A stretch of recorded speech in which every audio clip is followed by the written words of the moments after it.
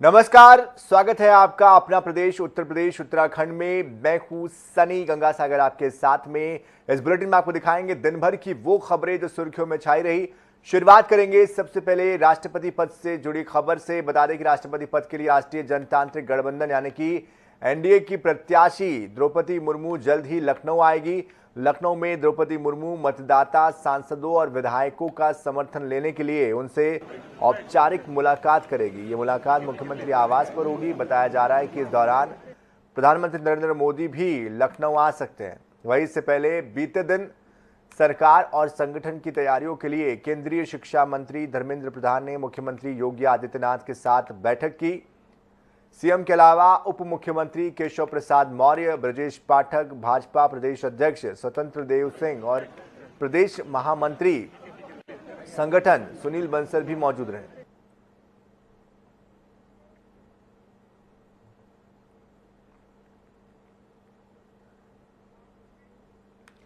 लखनऊ में सीएम आवास पर योगी आदित्यनाथ सरकार की कैबिनेट बैठक हुई। मुख्यमंत्री योगी आदित्यनाथ की अध्यक्षता में होने वाली इस बैठक में कई विकास कार्यों के प्रस्तावों को हरी झंडी दी गई। इस कैबिनेट में सभी कैबिनेट और स्वतंत्र प्रभार के राज्य मंत्री मौजूद रहे। योगी कैबिनेट की बैठक में 15 प्रस्तावों को चर्चा के लिए रखा गया, जिनमें से 14 को मंजूरी दे दी गई है। कैबिनेट की बैठक में उत्तर प्रदेश डाटा सेंटर नीति 2021 के अंतर्गत 4 निवेश प्रस्तावों को मंजूरी दी गई है। इसके अलावा प्रदेश में पौधारोपण करने का प्रस्ताव पास हुआ है। कैबिनेट ने वित्तीय वर्ष 2022-23 में 35 करोड़ पौधारोपण के लिए प्रदेश के सभी शासकीय विभागों को मुफ्त पौधे मुहैया कराने के लिए प्रस्ताव पर मुहर लगाई है। साथ ही साथ प्रदेश के अंत्योदय और पात्र गृहस्थी कार्ड धारकों को खाद्यान्न के लिए 3,200 करोड़ रुपए की लागत को लेकर हरी झंडी दी। तो उत्तर प्रदेश सरकार के मंत्रिमंडल ने निर्णय लिया है कि उत्तर प्रदेश को एक मेंटेनेंस, रिपेयर एंड ओवरहॉल का हब बनाया जाएगा और अगले 5 साल में तो 2026 तक 1000 नए एयरक्राफ्ट भी आ जाएंगे। तो उसको दृष्टिकोण में रखते हुए ये पॉलिसी लाई गई है जिसमें सब्सिडी दी जाएगी।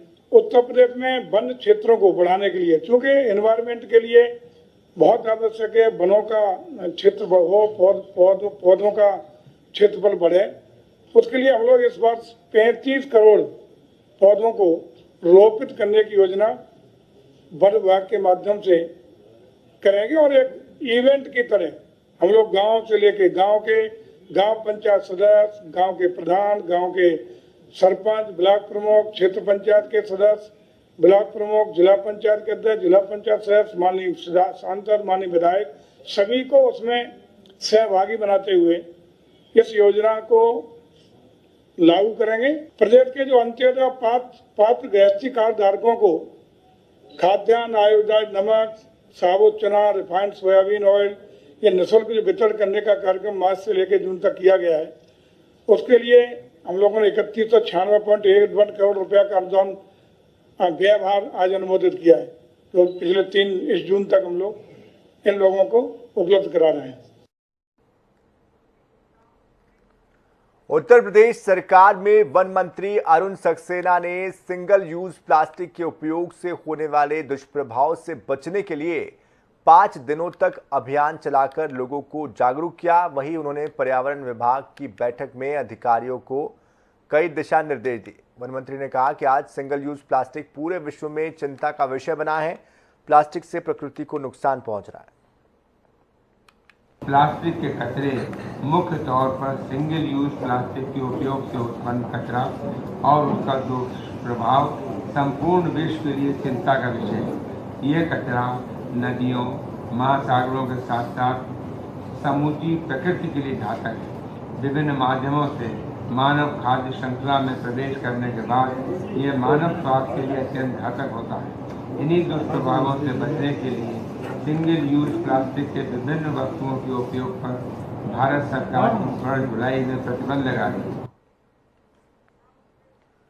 शामली में अग्निपथ के विरोध में आयोजित पंचायत में हिस्सा लेने पहुंचे सांसद ने राष्ट्रीय लोकदल के अध्यक्ष जयंत चौधरी ने बीजेपी सरकार पर जमकर निशाना साधा। उन्होंने युवा पंचायत को संबोधित करते हुए कहा, जिनकी शादी नहीं हुई है वो दूसरों के परिवार के बारे में कैसे सोच सकते हैं। उन्होंने सीएम का नाम लेते हुए कहा कि योगी जी आपसे बुलडोजर की चाबी छीन लेंगे। जयंत चौधरी ने आगे कहा कि उत्तर भारत में सबसे महंगी बिजली किसी प्रदेश की है तो वो है उत्तर प्रदेश की। उन्होंने कहा कि मोदी सरकार नए प्रयोग करती रहती है और जब कोई मुद्दा आता है तो उससे ध्यान भटकाने के लिए नई योजना ला दी जाती है। बुलडोजर की चाबी छीन लेंगे। वैसे ये ट्रेंड भी एलएम वालों ने शुरू किया था। चुनाव में आया, पहली बार मैंने देखा वो जो है जेसीबी पे आप लोग खड़े होकर स्वागत कर रहे हैं। मुझे लगता है योगी जी ने वो तस्वीर देख के वहीं से आइडिया लिया उन्होंने। कुछ काम अच्छे के लिए होते हैं, कुछ बुरे के लिए हो जाते हैं। मैं आपको बताना चाहता हूँ, अग्निपथ योजना तो एक चीज है। अब सरकार ये कह रही है वापस नहीं लेंगे, लेकिन 13 महीने आप लोग सड़क पर डटे रहे, सरकार ने वापस लिया नहीं लिया। उससे पहले मोदी जी भूमि अधिग्रहण कानून को बदलने जा रहे थे। कई बार संसद सत्र नहीं चल रहा था, उन्होंने राष्ट्रपति से साइन करवा के बनवाया होगा और कई बार पीछे हटे। तो ये सब दिखावा है, ये दिखावा है, ढेर हो जाएंगे। ये बनावटी शेर हैं, कागजी शेर हैं। जब शामली का शेर खड़ा हो जाएगा उसके आगे टिकने वाले कि सेना के जो भी रिटायर हुए अधिकारी वो कह रहे हैं कि हमसे पूछा नहीं गया। मैं दावा करता हूँ ये योजना एक रात एक दिन में बनी नहीं है। 3 साल पहले ही मोदी जी तय कर चुके थे कि भर्ती खोलेगी नहीं, और जब भर्ती खोलेंगे तो ऐसी भर्ती खोलेंगे इसमें नौकरी ना देना पड़े, पेंशन ना देनी पड़े। 3 साल पहले इन्होंने इरादा बना लिया, और जब किसान आंदोलन हो गया तो उनको सजा देनी थी। पंजाब को, हरियाणा को, यूपी को, राजस्थान को ये सजा दी है। कोई इस बात को नहीं कहेगा भूल के। मैं कह रहा हूं लोकसभा की बहुत कम समय पे 5 साल मैंने एक पूरा टर्म पूरा किया। लोकसभा की पेंशन मुझे मिल गई, मुझे नहीं चाहती, इसलिए पहल मैं ले सकता हूं। अगर 4 साल के अग्निवीर को पेंशन सरकार नहीं देना चाहिए तो 5 साल के सांसद को भी पेंशन नहीं मिलनी चाहिए। अलीगढ़ जिला अधिकारी इंद्र विक्रम सिंह के साथ एसएसपी कलानिधि नैथानी ने जिला जेल का निरीक्षण किया। इस दौरान उन्होंने कैदियों को मिलने वाले खाने की गुणवत्ता को परखा, साथ ही जेल अस्पताल में कैदियों को अच्छी दवाई मिलने की जानकारी भी ली। जेल के अन्य स्थानों का निरीक्षण करते हुए उन्होंने बताया कि जेल में लीगल एक्ट के कैदियों को मुफ्त कानूनी सलाह दिए जाने का काम किया जाएगा, जबकि महिला बंदियों को आज़ाद फाउंडेशन की ओर से कढ़ाई बुनाई के साथ अन्य काम सिखाए जाएंगे।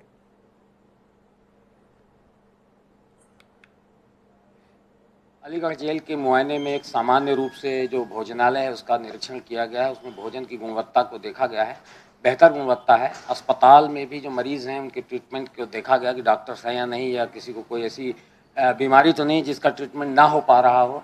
बंदियों से बातचीत की गई है। तो सामान्य जो जेल प्रशासन की व्यवस्थाएं हैं, जो जेल में कैदियों को हमें सुविधाएं देनी रहती है, वो यहाँ पर मौजूद हैं। जो अवस्थापना सुविधाएं हैं, जो टेलीफोन इत्यादि हैं, जो सीसीटीवी कैमरा इत्यादि हैं, उनका भी निरीक्षण किया गया। कैदियों को जो अपने घर के परिवार के सदस्यों से बात करने की सुविधा मुहैया कराई जाती है, कैदियों ने बताया है कि वो मुहैया कराई जा रही है। कुछ कैदी ऐसे जरूर पाए गए हैं जिनको बुलेटिन में भी वक्त हुआ एक छोटे से ब्रेक का। बने रहे हमारे साथ।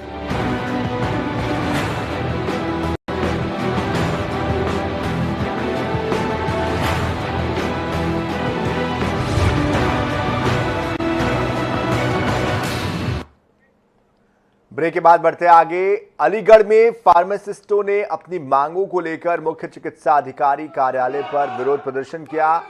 इसके अलावा एक कर्मचारी पर घूस लेने का आरोप भी उन्होंने लगाया। फार्मासिस्ट एसोसिएशन के जो लोग हैं उन्होंने बताया कि सीएमओ कार्यालय की ओर से फार्मासिस्टों के ट्रांसफर के नाम पर अवैध वसूली की जा रही है, जबकि शासन के आदेश के पालन को नहीं किया जा रहा है। हमारी जो मांगें हैं शासन के द्वारा हमारे यहाँ क्षेत्र परिवर्तन या काउंटर परिवर्तन के लिए जो आदेश है वो ब्लॉक के अंतर्गत उसी ब्लॉक में समायोजित करना है उनको।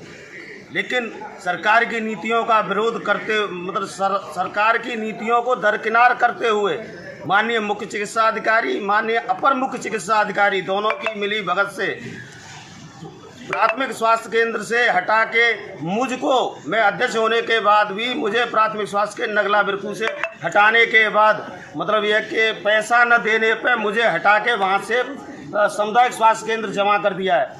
सामुदायिक स्वास्थ्य केंद्र चंडोस के एक साथी को अपनी बातों में बगला के उससे 40,000 रुपये मतलब यह लेने के बावजूद उसका वहाँ प्राथमिक स्वास्थ्य के नगला बिरकू पे कर दिया है। न्यायाधीश विपिन सांघी उत्तराखंड उच्च न्यायालय के मुख्य न्यायाधीश बन चुके हैं। राज्यपाल गुरमीत सिंह ने जस्टिस विपिन सांघी को देहरादून राजभवन में शपथ दिलाई। जस्टिस विपिन सांघी ने नैनीताल हाईकोर्ट के 12वें मुख्य न्यायाधीश के रूप में शपथ ली है। बता दें कि न्यायमूर्ति विपिन सांघी इससे पहले सर्वोच्च न्यायालय में केंद्र सरकार के पैनल वकील के रूप में भी नियुक्त किए गए थे।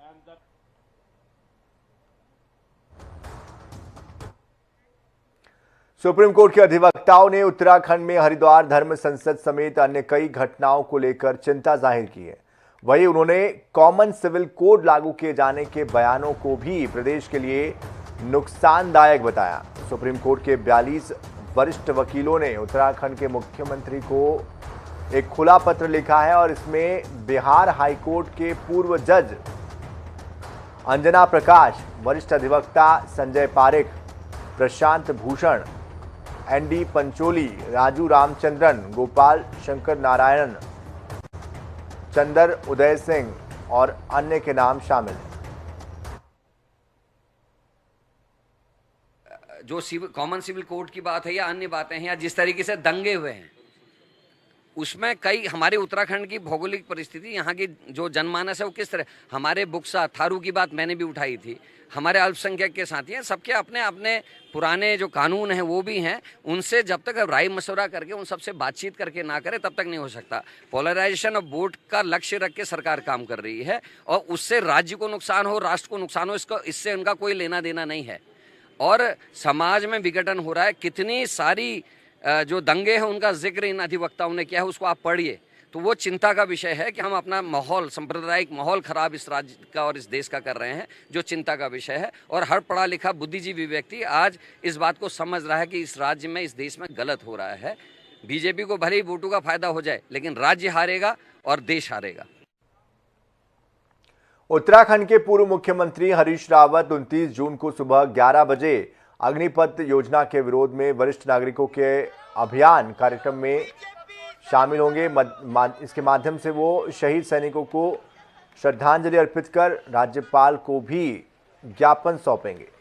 अग्निपथ योजना के खिलाफ हरीश रावत वरिष्ठ नागरिकों के साथ राजभवन तक पदयात्रा करेंगे। एक इनिशिएटिव शुरू कर रहे हैं, एक अभियान शुरू कर रहे हैं वरिष्ठ नागरिकों का और एक किसानों का भी शुरू कर रहे हैं। किसानों के नाम तो कल मैंने एक चिट्ठी जारी की है, उस चिट्ठी को सब किसानों, भूतपूर्व किसानों सबके पास भेजेंगे। और ये जो वरिष्ठ नागरिकों का इनिशिएटिव है, ये 29 तारीख को हम 10:30 बजे इकट्ठा होंगे और चीरबाग पर, अभी तो हमने चीरबाग ही में रखा है, और वहाँ से आगे की तरफ प्रस्थान करेंगे और गवर्नर को एक ज्ञापन देंगे। हल्द्वानी नगर निगम की बोर्ड की बैठक में हंगामा हुआ है। विपक्षी पार्टी कांग्रेस के पार्षदों ने अपने अपने क्षेत्र में नगर निगम के मेयर जोगिंदर पाल सिंह रौतेला पर विकास कार्यों की लगातार अनदेखी का आरोप लगाया। नगर निगम के नेता प्रतिपक्ष रवि जोशी ने मेयर पर आरोप लगाया कि बोर्ड की बैठक में मेयर सिर्फ चुनिंदा पार्षदों का ही काम करते हैं। कांग्रेस पार्षदों को समस्याओं को वो नहीं सुनते हैं और इसकी वजह से उनके यहाँ पर दिक्कतें सामने आ रही। बजट के कोई भी बोर्ड बैठक असंवैधानिक है, इसका जवाब आपको यहाँ नहीं तो नैनीताल में देना पड़ेगा। और ये इनकी बंदरबाट चल रही है। इन्होंने सिविल ट्रीटमेंट के बारे में जो बताया है उसमें हमारे कुछ मुस्लिम क्षेत्र के जो पार्षद उन्होंने विरोध करा है, मुस्लिम वार्डों को उन्होंने नहीं रख रखा है, भेदभाव कर रखा है। और भेदभाव के मामले में हमारे मेयर साहब नंबर 1 है पूरे उत्तराखंड में। तो मैं आप लोगों को यही बताना चाहता हूँ, ये बोर्ड बैठक नहीं है, एक बंदरबाट हो रही है और इनके पास कुछ नहीं है बजट का हिसाब किताब, इनका आय व्यय का कोई ब्यौरा नहीं है। मैं आज नगर निगम में बोर्ड मीटिंग है यहाँ पर मैं इसलिए बैठा हूँ, मेरे क्षेत्र में कम से कम 2 महीने से पानी नहीं है। पानी की लाइनें हर गली गली बिछी हुई है, हर गली में पानी की लाइन बिछी हुई है, लेकिन वो लाखों रुपए बर्बाद है, वो लाइनें जोड़ी नहीं गई हैं। मैं पिछले 2 महीने से हल्ला काट काट के जल संस्थान के जेई को बोल रहा हूँ, जल संस्थान के ए को बोल रहा हूँ, लेकिन कोई वहाँ पर आने तक के लिए तैयार नहीं है। मैं बहुत ज़्यादा परेशान हो चुका हूँ। क्षेत्र में पानी के लिए हाहाकार है, 40 डिग्री का टेम्परेचर।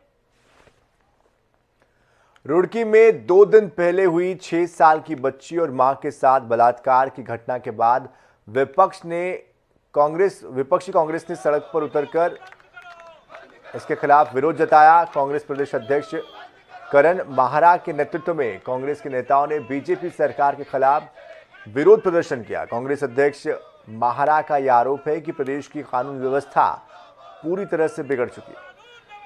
तरीके से रुड़की में एक महिला और 6 साल की बच्ची का बलात्कार हुआ और वो इतना दर्दनाक, इतना भयानक था कि डॉक्टर भी ऑपरेशन करते समय रो रहे थे, भावुक थे।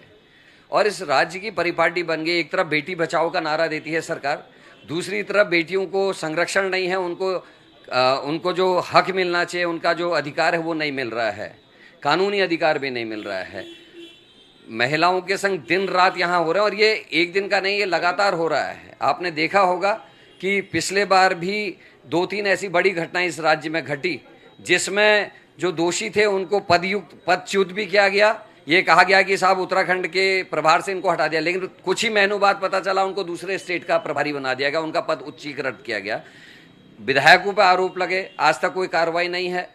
आज ये एक शर्मनाक घटना घटी पुलिस के ऊपर। उत्तराखंड में प्रदेशवासियों को जल्द ही eFIR की सुविधा मिलेगी। इसमें घर बैठे ही FIR दर्ज कराई जा सकेगी।